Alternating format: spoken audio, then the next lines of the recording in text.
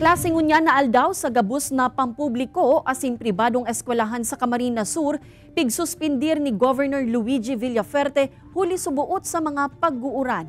Reaksyon kan pirang magurang aramunta sa report ni Chris Novello.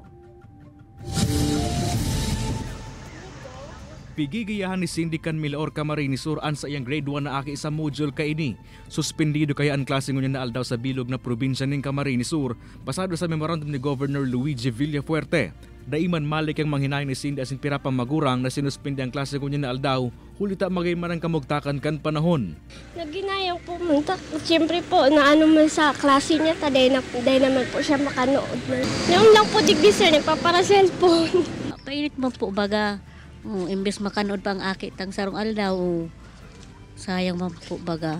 Ang nasambitan ng class suspension na pigluwas kan gobernador ang pagandam sa posibleng pag-uuran. May mga lugar kay asubot sa probinsya na nakakamati ni moderate to heavy rains na posibleng mag-intensify asin magresulta sa pagbaha. Sigon sa Department of Education, may poder ang mga local chief executives sa pagsususpindi ng klase kung pagbabasehan ng DepEd Order 37 Series of 2022. Sa palisiyan na ini na ang DepEd pwedeng dain na maghalat kang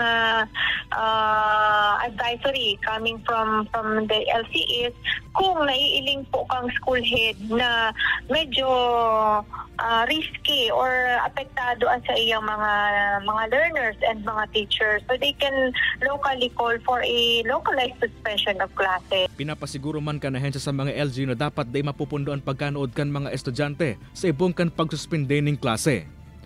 Kay banan si Carlo Abunita, Chris Novello, Balitang Bicolandia.